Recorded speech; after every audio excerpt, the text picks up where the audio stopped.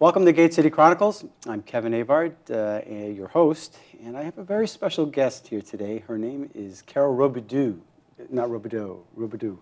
I was listening to you pronounce it. And you're with the Nashua Patch. That's right. And you, if you're online, if you're on Facebook or online, you can find Nashua Patch and get breaking news on a daily basis. That's right. Welcome to the show. Thank you very much. It's great to be here. Yeah. Now, I've been wanting you to come on the show for a long time because you're out there in the community all the time. You see what's going on, primarily in Nashua. That's your area that you cover? Yes, Nashua Patch. Nashua Patch. Yep. Do you cover Londonderry, Hudson? No, we have actually, Patch has 12 news sites in New Hampshire. As of this week, we will launch number 12 in Milford.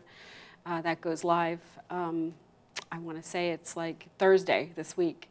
And so we have local editors that are sort of in charge of their own patch sites and become sort of the local expert for that particular site. So each of the 12 sites has a dedicated editor.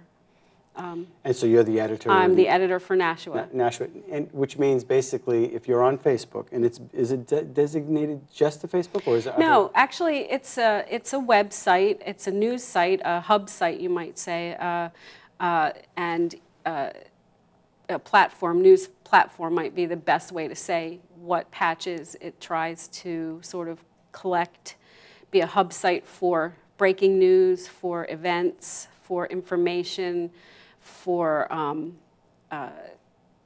happenings. Politics is really big right now, of course, and so there's a lot of that.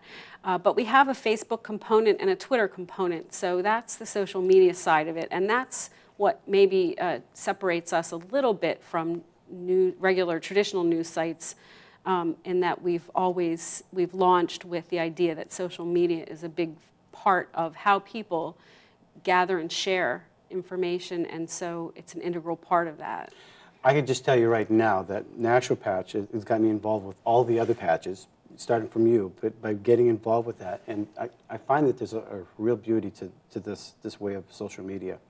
I get the breaking news from you immediately if I'm up at the Capitol or I'm out, breaking news, there was an accident, or somebody's in town today, or 5 things that you need to know, so you have been paying attention. That's right. And I think that you don't have to be logged into Facebook. That's why I brought up the Facebook element, because it's not exclusive. Right. I do also get the Twitter. I'm tuned into Twitter, Patch, whatever. And one of the things I found was very beautiful. The mayor was doing a baseball event that she was actually throwing out, or having an event, and I was taking pictures that day. And I had your email. And I went, click. And it went right to you, and then you gave me a couple of questions. What is the event? And you posted it. That's right. That's amazing. And that's a beautiful thing for me too, because for one, I did not know the mayor was throwing out the first pitch at that game. Not that, I might have tried to be there for that, but it's possible that it conflicted with another event or something. Right. But still, it's what's happening in Nashua, and certainly. Something I thought about once was, I'd like to do a, follow the mayor around for a day story, because she's everywhere. Right. She's amazing in that she must wake up at the crack of dawn, and she just keeps going.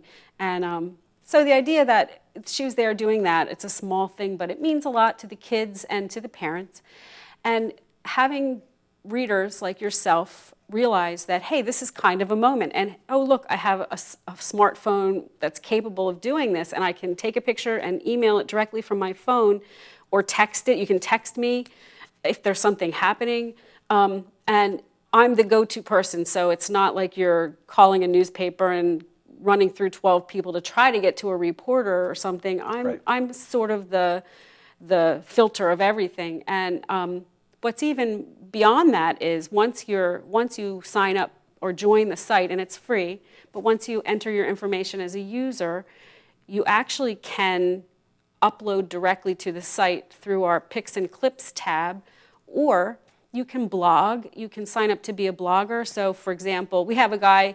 I've been a victim of some of those blogs. Well, we have a guy who's just started writing, a day in the life type of thing. He's running again for state rep, and he's just doing a sort of a day in the life type of a blog where he posts it every day. And blogs are different from the comment section, which you might be talking about. Right. People comment, and that's always been, something that newspapers do too. But the blogs we have everything from, we have a genealogist who writes about the most interesting little things that, you might not know about unless you're interested in genealogy, but it's eye-opening. We have the library director writes a blog pretty much every week. She submits something. The last one was about how to get rid of junk mail.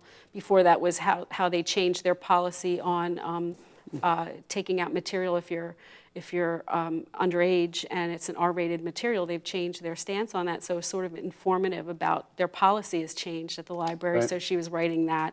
We have a teenage blogger who's writing about the school lunch situation and the changes from the top. Michelle Obama's, redirecting things nutritionally and how that's affecting the lunch tray at Nashua High School South. And so the blog aspect of it gives you the freedom to, if you have a hobby or an interest, if you're a musician or something and you're writing songs, you can upload things yourself, video, photos, and it goes right up to the site. I push a button to make it go live, but it's a little bit like a hybrid, because we're definitely a news site. I'm definitely an experienced journalist, and I definitely have news judgment, and we're definitely interested in news, but we're also interested in being part of the community, and the community finding Patch to be a useful place Very to come. user-friendly. Very user. Yeah. Now, you have a background in journalism yourself with the Union Leader? Yeah, I actually have been a journalist for about 20 years. I spent about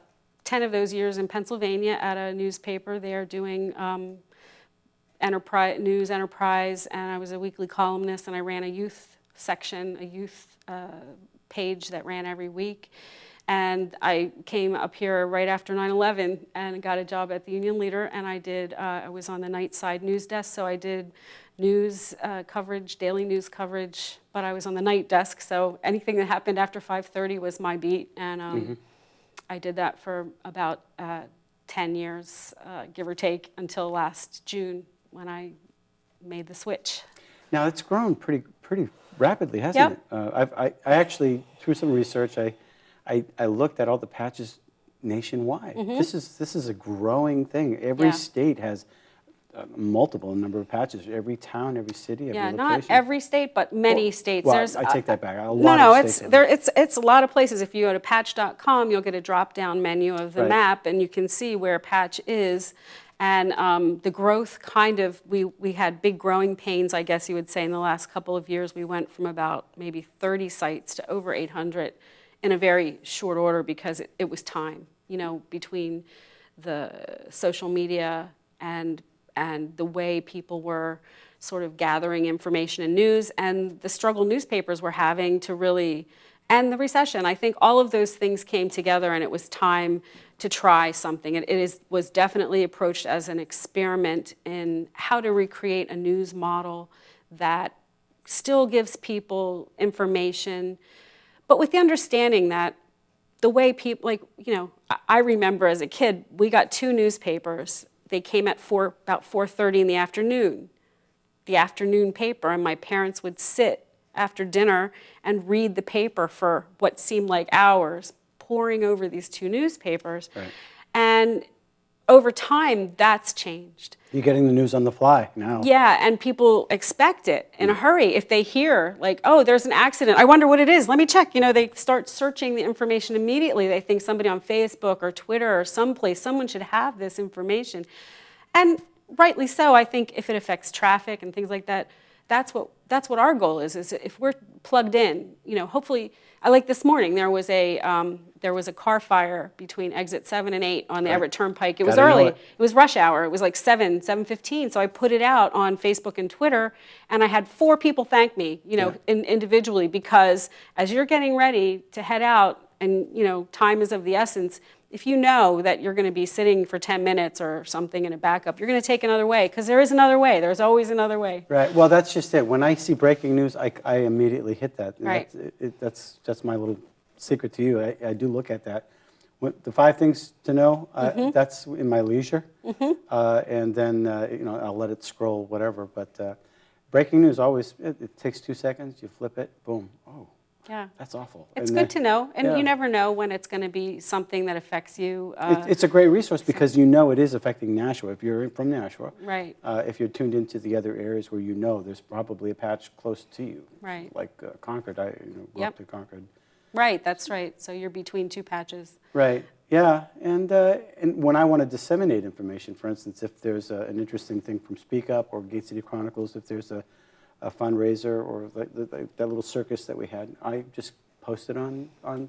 Yes, and that's how I get some information too. People like you post things on our Facebook page, and Is it better to post it on Facebook or to send it to you directly so you can edit well, that's a good. It depends on kind of what it is, but if it's an event, for example, and you have all the information, or maybe you're organizing it, you can directly upload it to our site without a middleman. You can fill out the form, upload a photo, and hit the go button, and it's live in our events. And then you just send a link to me, an email, and I'll feature it. If it's enough of an event, I'll give it a lot of, front page, so to speak, top of the... I've seen some of the stories that you've actually written, and they were very in-depth. And so you can get very surface stories, very in-depth stories. Yep. I was going to ask you, how do you must have to do some research yourself to verify the information that is coming before you? Well, like anything as a reporter, it depends on what it is. Now, when you're talking about an event or something, if that's a legitimate, like the art walk this weekend, right. Someone just emailed me about that, and I said, yes, we have actually put a few things up about the art walk, try to get in front of it, but they wanted to add a map and something else. Well, that's easy for them to do, and that's, right. Obviously doesn't really need too much verification, but if it's if somebody has a news tip, I get a lot of those, and those require me to do phone calls to the police or to the mayor's office, or I call the alderman. When it's a story like that, you just take it as you would any story as a reporter. You have to check your facts and try to get some balance in there if it's one of those kinds of stories. But the other thing is, I was thinking about this, we get our news and information from a lot of different places. Even now, if you want an analysis on some sort of legislation, whether it's local CACR level. 26 or something. Yeah, there are resources, great resources really on the internet. You can see firsthand a lot of documents now or legislation. You can look at it, you can read it, it's all right there. There's a storehouse of information at our fingertips. This is the information age, and it's there. Right. So even like we got an editorial today from Carol McKinney, who's with the Republican, the Liberty.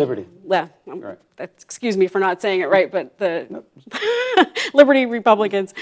She sent an op-ed, and it referred to some legislation. So I link to the legislation, or if I have a PDF of it, I add it to the op-ed so that people can look at that while they're reading that and get, ideally I think people want to formulate their own opinion. They don't want a reporter telling them what to think. Right. They want information. Just the facts as clearly as possible. Everybody gets accused of bias, and right. we all have, if we're human and we have a brain, we're going to have a point of view. Mm-hmm. So being completely objective is probably, it's not really possible for anybody. I think we're all colored by our A lot of people are more concerned with the activism more than anything in the reporting of the news. There's no doubt there's usually a bias to some degree. I think that the overt activism is what people they're just tired of it. Just to report it. Obviously you're going to have your perspective. There's no doubt. But when things are left out intentionally to color the facts, if you will, that's useless after a while. People look at that type of reporting with the jaundice eye, I think. I've not found that with any of your stuff at this point, and whether I agree or disagree, I actually enjoy it, which is nice. Well, it's good. I feel it's refreshing. Like, as I said, I've been a reporter for a long time, worked for a few different newspapers. newspapers like the Union Leader that have a political point of view and at least editorially, not so much in the news coverage, but it's also true that because of the way that newspaper or the Nashua Telegraph or any newspaper operates, there's an editorial point of view, and they'll tell you who to vote for, and they'll formulate an opinion after something happens and tell you what they think of it, which is great. That's fine to do that, but I think Patch tries to take a little different approach to that because we're very open and upfront about who we are as the editors. We sort of have a disclosure page where we sort of talk about where we come from in a personal sense, so that you can see that then or not see it in the way we cover things. We try to find a way to step out of who we are as people and just give you, video footage, the information. Here's what happened at the State House today. 2-minute video. Boom. This is the key, and it's a window into something, and hopefully it engages people and inspires them to maybe get more interested or involved, or to find out more on their own, or to call their state rep if they hear something or see something. So it's kind of funny when I'm sitting up there at the Capitol and there is an event going on, and I have my little cell phone and I give it a click and I'm giving you exclusive little information. Yes. I feel pretty powerful. Yeah, well, and that's it's a wonderful. I think that's kind of how citizen journalism really should be in a way. I've had one of our readers went to see the president when he was in Portsmouth last week. I was here when Romney was in Nashua, so I could cover that myself, but I wasn't in Portsmouth. Now, we did have some Patch editor or 2 editors there at the event, but we had a Nashua guy who was there. So he started sending me pictures and pictures and pictures and a little bit of commentary, and then pictures of him with, people running for office, and it was an event for him to be there, and it was exciting, and he shared that, and because he's from Nashua, there's that Nashua connection, and he sent it to me right from the place, so he's hearing, the eagle has landed, so to speak, so I can tweet that, and it's like in real time, if anybody cares to know, here's what's happening, and if anybody ever sent me something that was distasteful or obviously, irreverent or something, obviously you're not going to use that. But I've had some great things come to me from people. Somebody, I don't know. I was just going to say, no matter what it is, it's always great when somebody reaches out to you and says, "Hey, how about this?" And I'm like, "Yes, that's excellent. Please send it along." Yeah.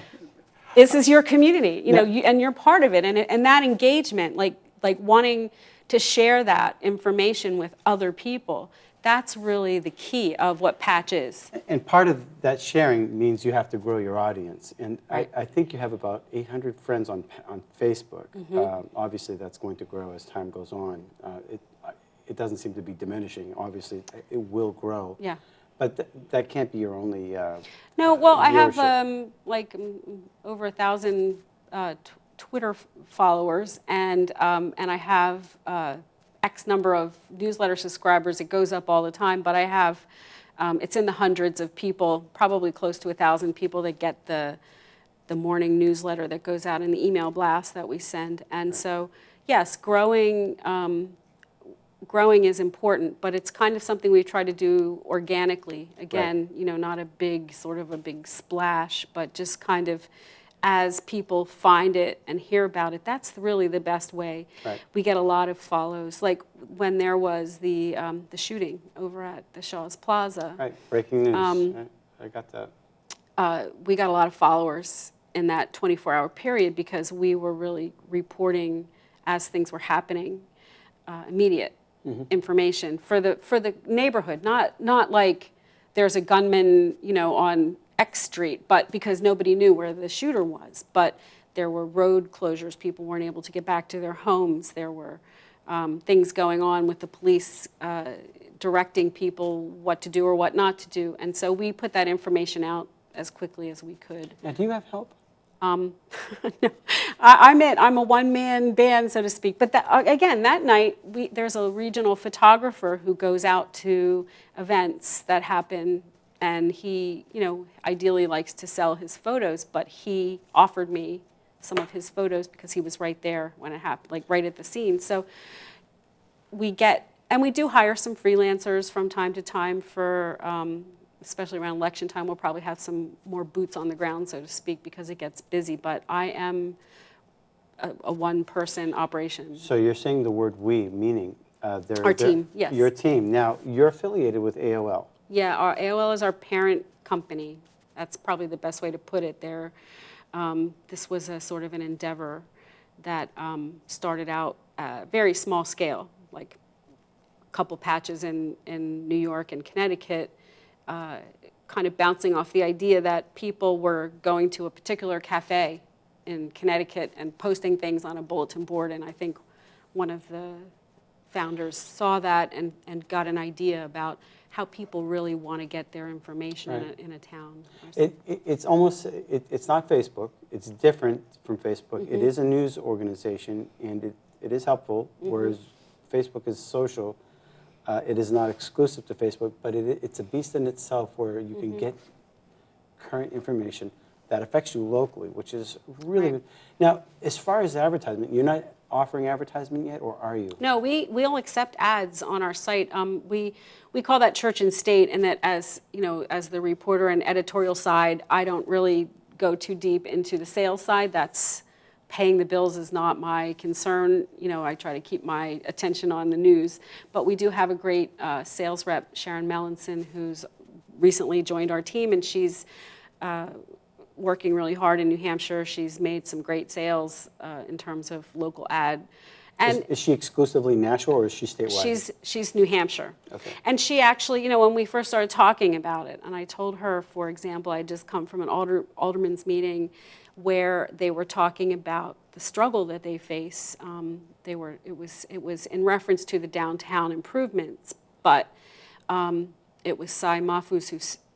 It was actually Chris Williams, I think, on behalf of, well, it was one or the other of them. I forget which one actually said it, but Chris Williams made the pitch that, we need to support the downtown businesses because they're struggling. And then it was Cy who said, we have the Merrimack outlets here, and we have the Pheasant Lane Mall here that just did a $1 billion renovation. Right. And here's Main Street, and we're dying, and we need support of people coming Main to Street our... is the community. Yeah, it's the heart, as right. they say, the economic engine that drives. It's the focal point. It's what people... It's something that draws people to a place like Nashua as opposed to another place having that downtown, vibrant downtown.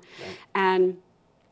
And so the idea of supporting that effort, to me, I let Sharon know that I said, I think it would be important to come up with an ad package for the downtown merchants and right. say, if any of you are willing to advertise on Patch, we'll create a special rate for the downtown merchants in light of the fact that, you're being squeezed. And I mean, the cupcake place just closed. I mean, there's a lot of things happening downtown. It's sad. We that tried was to get them on this show. I know, but it's hard to be a startup. Oh, I know. And there's the frozen yogurt place that hasn't opened yet. It's behind schedule opening, but these are experimental businesses that right.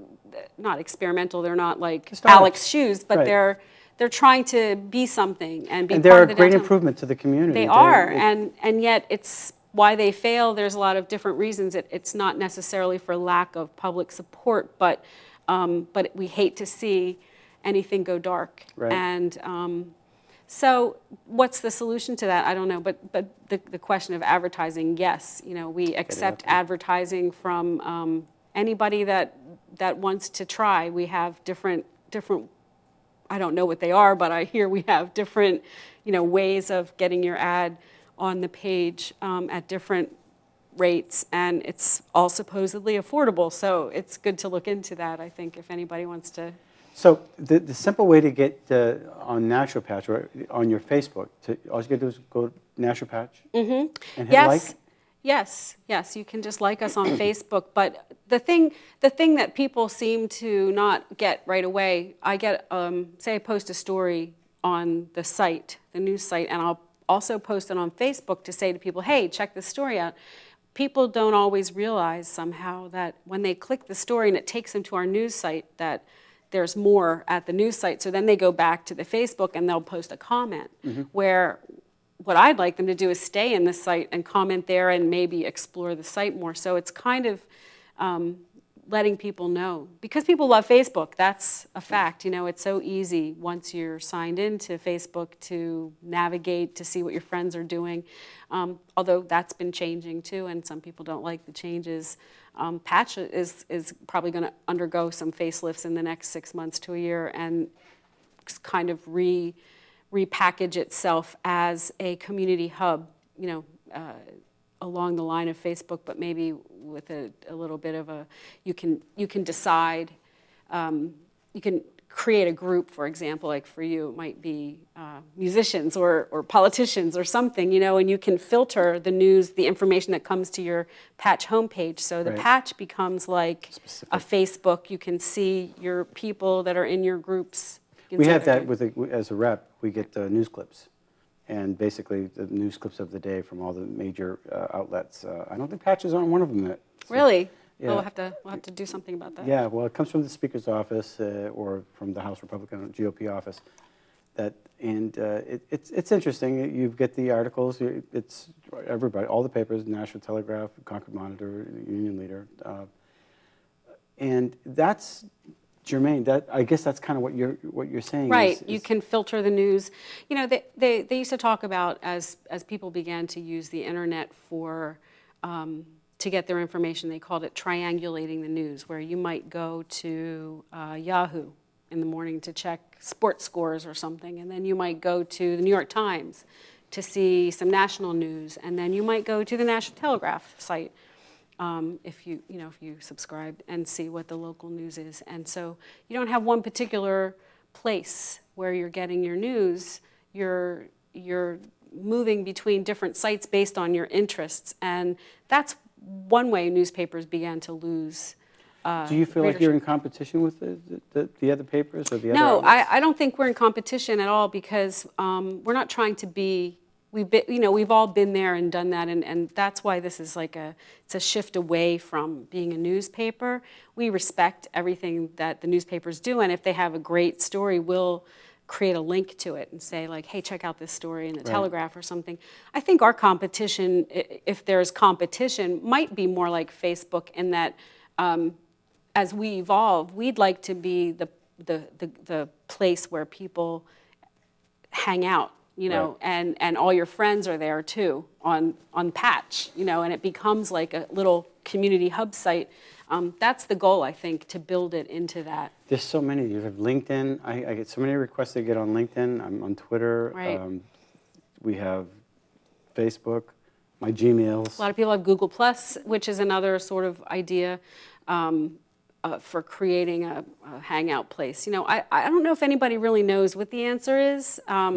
We're all kind of trying to figure it out, and it may be that the future is just it's never going to be a particular thing again, like newspapers were. Right. We've just become. I noticed they're getting smaller. I think it was about 15 years ago. I was a reporter in Pennsylvania, and I went to a conference in Virginia at a place called the Newseum, which is like the history of news, and they were showing this video at the time, and it was this man walks out, in the morning, gets his coffee, he sits down at his breakfast table, and he's got this little thing that, thinking back, it looks like an iPad, and he pulls it out and he turns it, and his news is there, and he's reading his news on this little gadget. And 15 years ago, I'm thinking, that'll never happen, or what's that? That's crazy.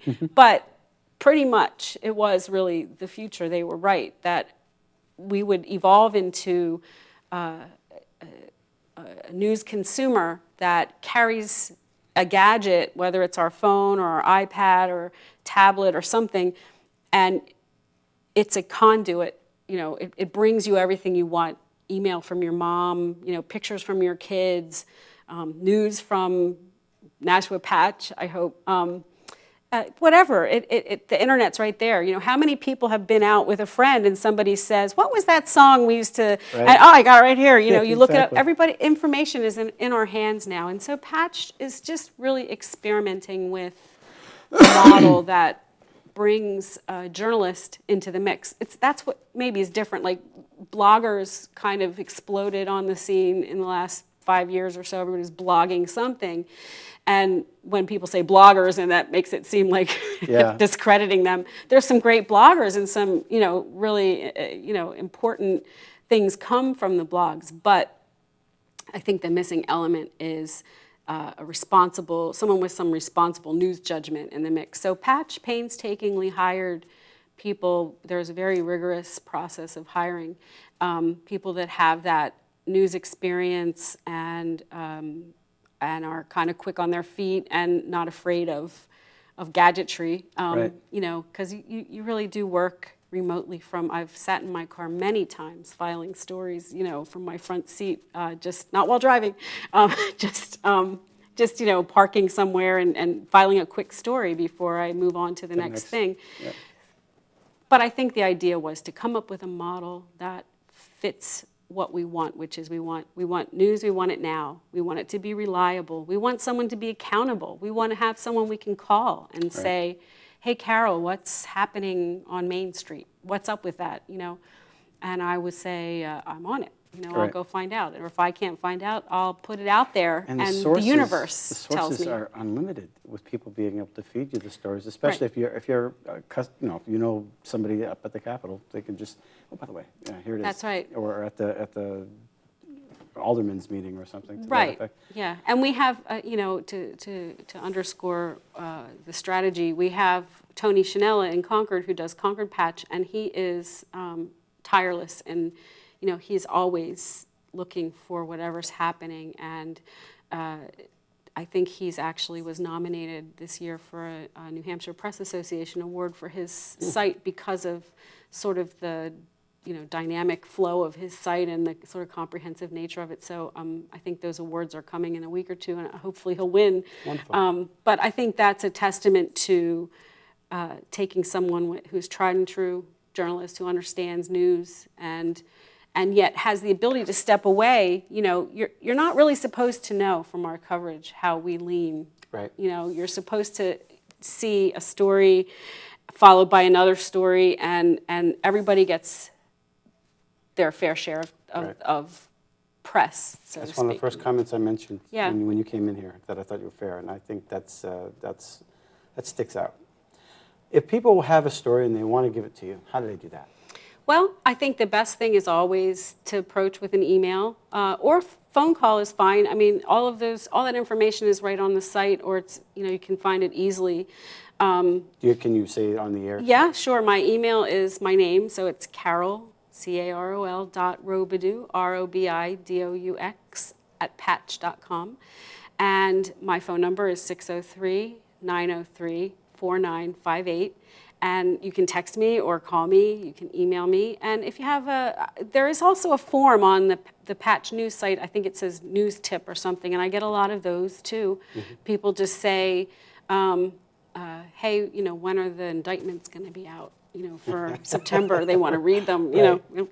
Gotcha. Everybody. And so I put the whole, you know, 40-page PDF up on the site because I feel like, you know, in the olden days, so to speak, at the newspaper, you would print them out, right, and then you'd page through them, look for some interesting ones, whatever that means. You know, I mean, if you're a victim of crime, every crime has weight to it, but you know, the news is trained to say, pick out the juiciest one and put it up there. So you might say, you know, Joe Smith was indicted for something. You single him out of the 40 pages because it was a high-profile crime, meaning the papers covered it or something. But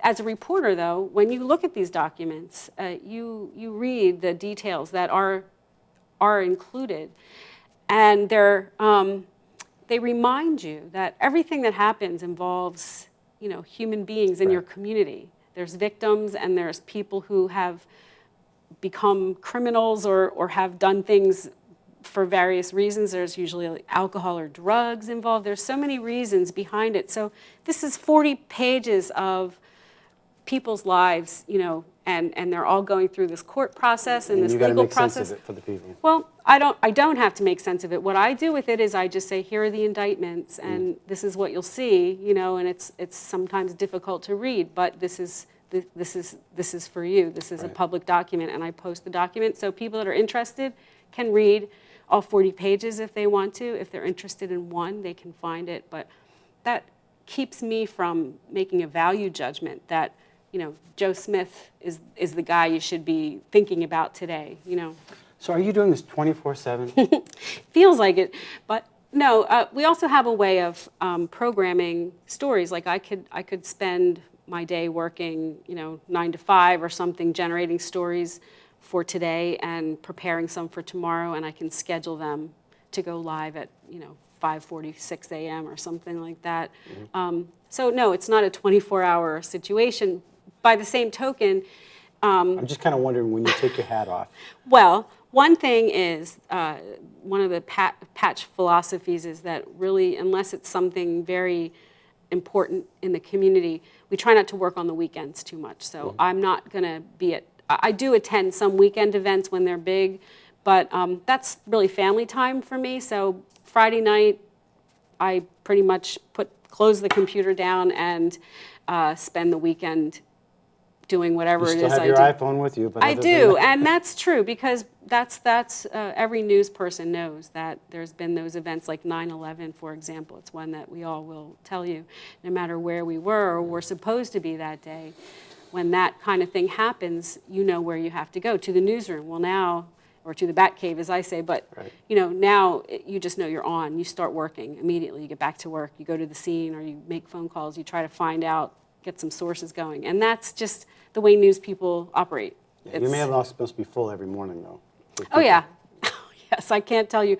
I don't want to tell you how many emails are in my inbox that are still unread. You know, I don't. Some of them, you know, you don't read because you know you don't need to read them. But I'm not great at getting rid of them too. So it's, and that's why I say, people, if you contact me and you don't hear from me, you should hear from me pretty quickly. Yeah. I'll respond in some way. If you don't, send another email or call me, because there's a lot of volume. I mean, it's a big city. This is one of our biggest, if not, I guess this is our biggest market in New Hampshire. Patch is the biggest patch, population-wise. So there's a lot of ground to cover here, and I'm just one girl, so I need your help. Yeah.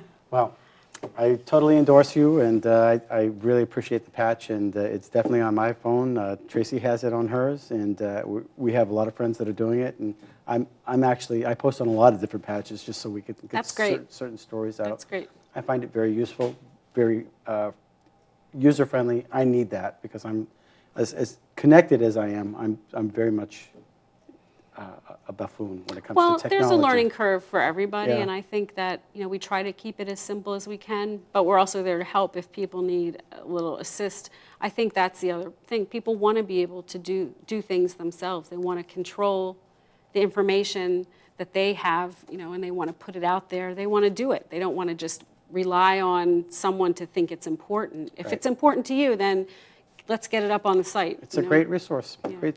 So again, just for our viewers, how do they get in touch with you? It's Carol Robidoux at patch.com. At patch.com. You can actually go, if that's too much to remember, you can just go to patch.com, and there's a drop-down menu. You can find Nashua under New Hampshire and click on that. That'll take you right to the site, and at the very top you'll see my little face with a click. You can be emailing me. It's pretty much that simple. And on Facebook, just search Nashua Patch, and you'll find me. And hit the like button. Yes, wonderful. And like me on Facebook. Absolutely. Well, we do. Thank you for coming on the show. Thank you for having me. All right. It's been great. Well, thank you for joining us for Gate City Chronicles. I know that you're going to enjoy the patch if you get involved with it or you research it. It's definitely a useful tool, and I totally encourage you. So again, thank you, Carol, for coming on the show, and thanks for watching Gate City Chronicles.